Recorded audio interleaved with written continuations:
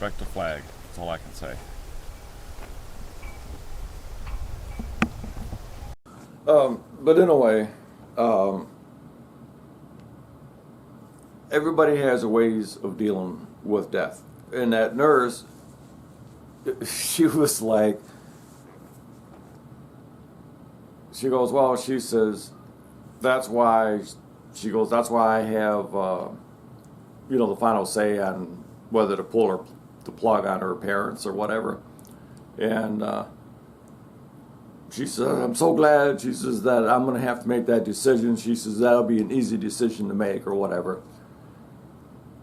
So it's like, okay, right now, she may never have actually dealt with death, someone close. And no, I'm not talking like patients and shit like that because, but to be a nurse, you can't really get attached to people because people die all the time in the hospital. So nurses have to be cold, outwardly, emotionally, because that's a hard job. You're dealing with people that are dying or, anyway, but point being, nobody has a right to tell you how to deal with death. When Michael died, that tore me up. I mean, yeah, nobody has any idea yeah. But anyway, so yeah, I still have a lot of Michael's stuff around. I have his ashes. Well, his ashes used to sit over here, next to my desk. But apparently he didn't like it when I'd be, playing with myself, watching a little video or whatever. And so he says, oh, come on, Dad, in front of me. So, yeah, so I'm like, okay, you're right, I'll move you. So, you got to throw some humor in here, people, come on. So anyway, he's not sitting here anymore. Now, if you ask exactly where he's at, I don't exactly know. I know I moved him from here up to there, but I've been trying to get stuff where it goes. But anyway, I have his ashes, my mom's ashes, and Steve's ashes, my stepdad. So I have all their ashes. What I plan on doing with the ashes is I'm building I haven't even started it yet. But anywhere where the flagpoles are, I'm building a kind of a monument type deal there. And I'm going to have the American flag at the head, of course.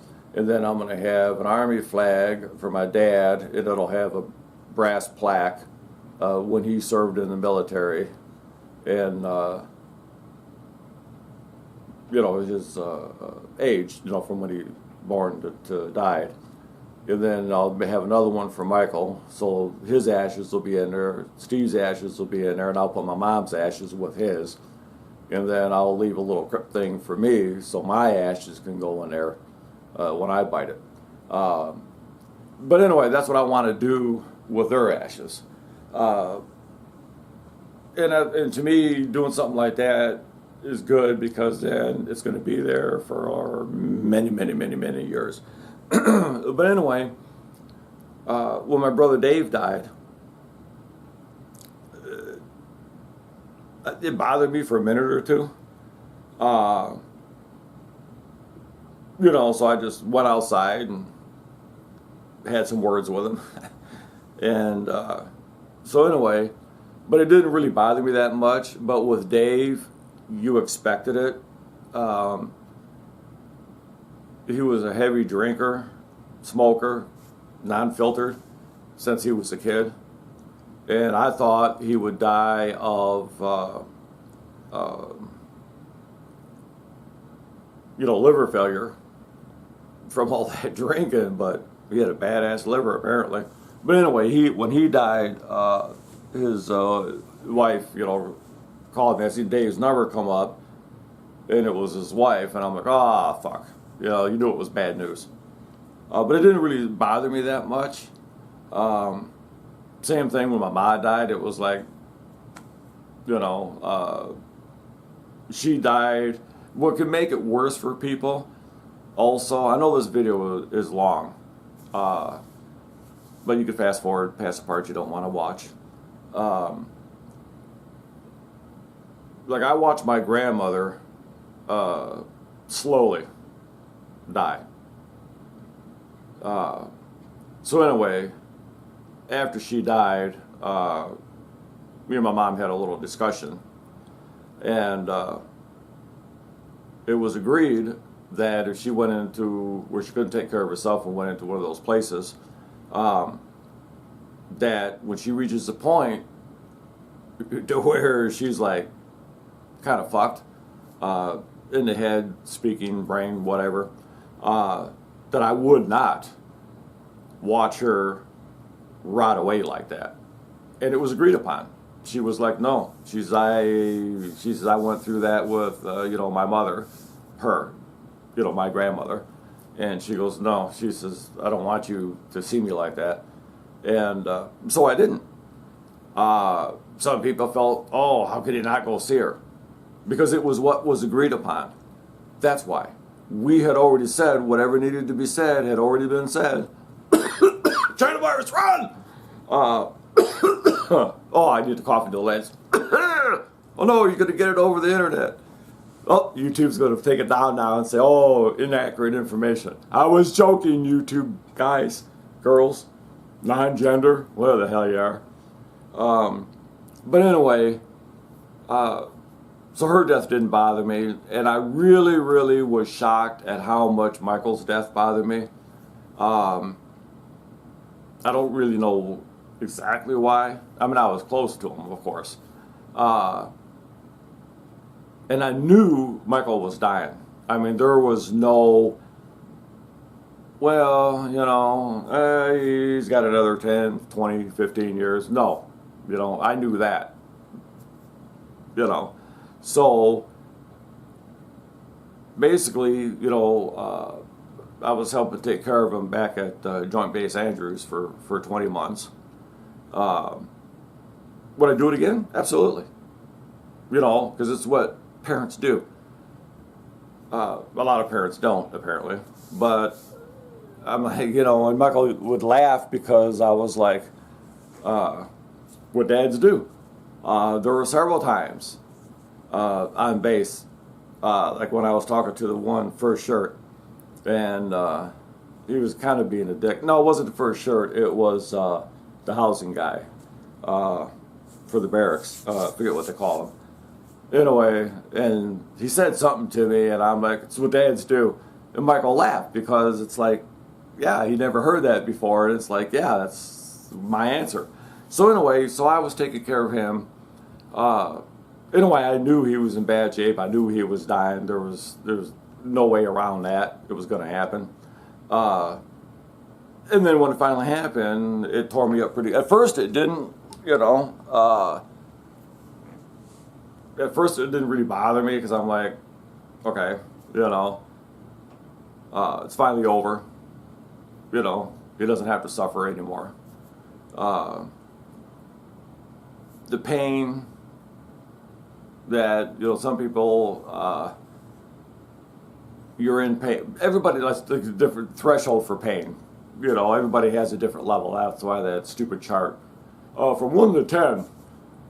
Okay, well, my 8 is going to be a 10 for you. Or for this guy, it might be a 5. Everybody has different pain levels. But anyway, Michael was in obviously a lot of shitload of pain.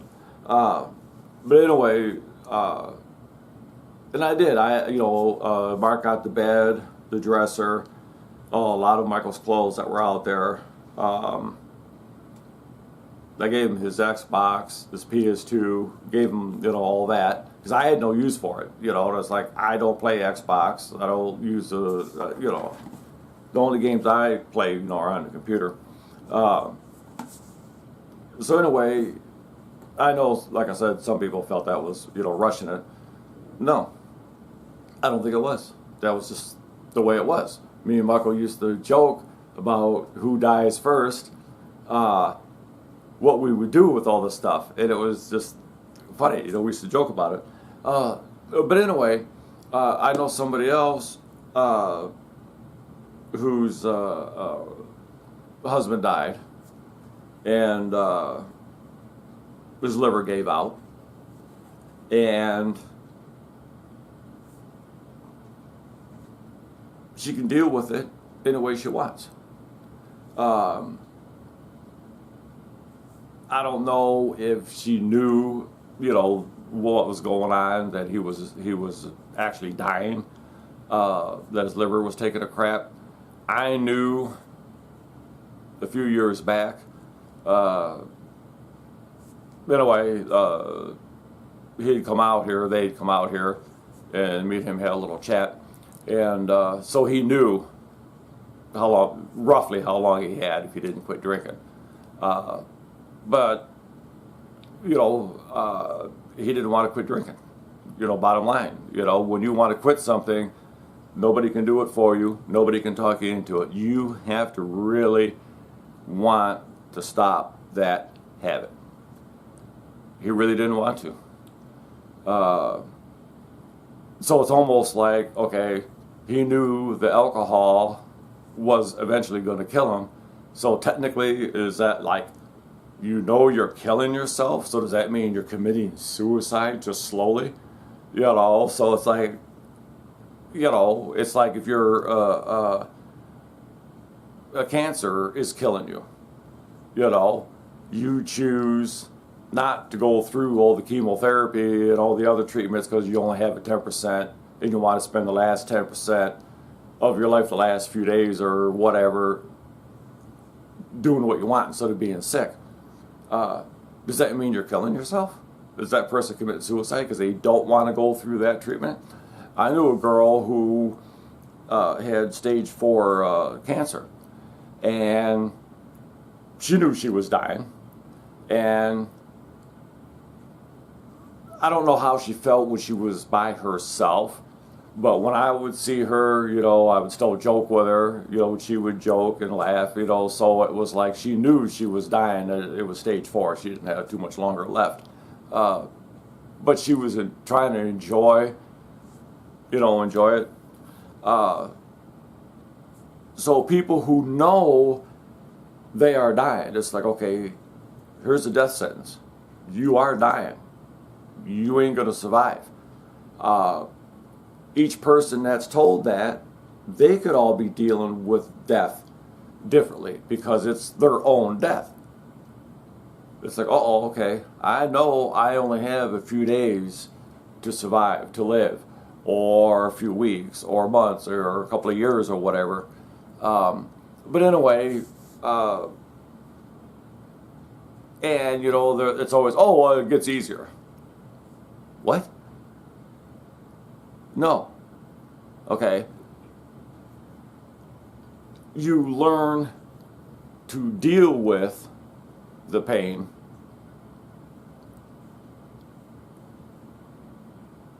barely, but it doesn't get easier. Okay. It just doesn't. Okay. Yes, you are able to come out of it and do your routine, go to work, whatever it is whatever you have to do. But does that make it easier? No.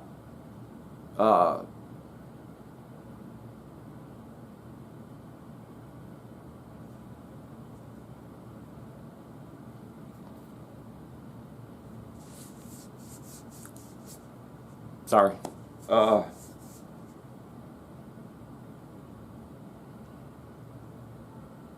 But anyway, everybody deals with it differently. And it's like when people say, sorry for your loss. I'm not that type person. And a friend of mine, it's like when her dad was killed in a rollover. When she told me, and I said, it really fucking sucks. And that's what I said. And it's like, she understood because she hated it when people would say sorry for your loss. She was more like me, you know. So when I told her that Michael had died, she says, "Well, you know, you know what I'm not going to say," and I says, "Exactly, you know." But people don't know what to say, so I think that's why they say sorry for your loss. I never really say it to anybody. It's because I just don't believe in saying that. You know, it's like, I mean, it's better than saying nothing, I guess. But to me, it's like, well, that sucks, or well, that's shitty. That's more honest. But I know this video went way too long. But in a way, the point I'm trying to make is everybody deals with death differently. It can affect you. As an example of how it can affect you later on is you can just be doing anything, okay? I was going through Costco, and at the Costco in Auburn Hills, the employees, dip their hand in paint and they put their handprints on the wall in their break room. And I was, heading to the pisser, and I seen a hand, and the person's name happened to be Michael. And I fucking started crying, right? And so something like that could set you off. You're not even thinking about anything, and you see something like that, and you're like, oh my God. I know somebody else who had someone, and when she goes to Dairy Queen, there's an issue with a certain ice cream, and because that was whatever special, a person might just say, okay, so you guys used to go and eat ice cream. But it's different for different people.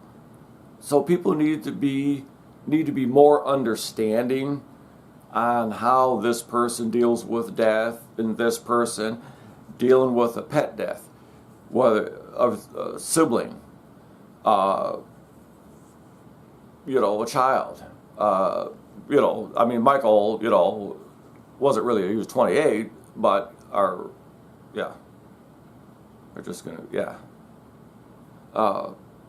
it wasn't a child, but he was still my child, so you kind of know what I'm understanding here. Whether it's like, a parent never expects to bury their kid, okay? But your parents are going to die. Your grandparents, aunts, uncles, that. So it's like, okay, yeah, so when somebody dies out of turn, it could throw a cog into the works.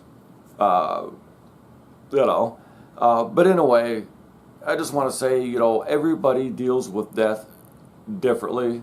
I could go into more detail on how I dealt with whether it was one of my cats dying,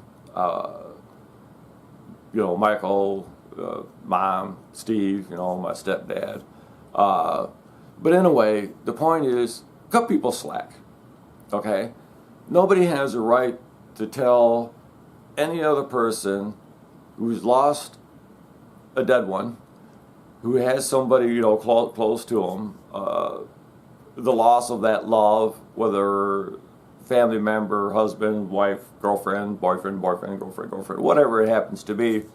When that person dies, yeah, you're losing something. You have the memories, but you're still losing that something. One of the biggest, to me, dealing with death, I should put it at the end of this, Babylon 5, favorite all-time show. When Delenn's husband, John, he knew when he was going to die. I mean, it was flat out. It was set.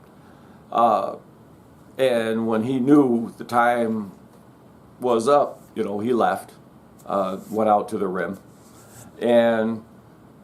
But the way they shot that scene with the effect that it had on Delenn, was absolutely just the passion, the love, so you could feel, her, loss of that comfort, of that love, of that person's death. But anyway, just cut some slack, people. It's like everybody deals with death differently. There is no right way. There is no wrong way. There is no textbook that says, okay, dealing with death, and that's a lot of... Life is not a textbook, I guess is what I'm saying.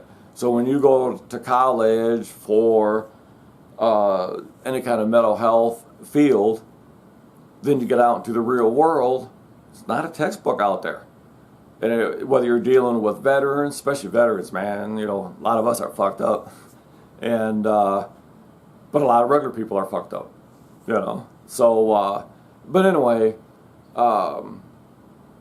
it's not a textbook. So no one can really tell you.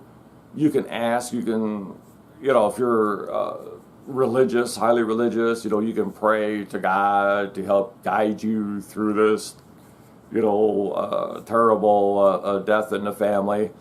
And that's fine.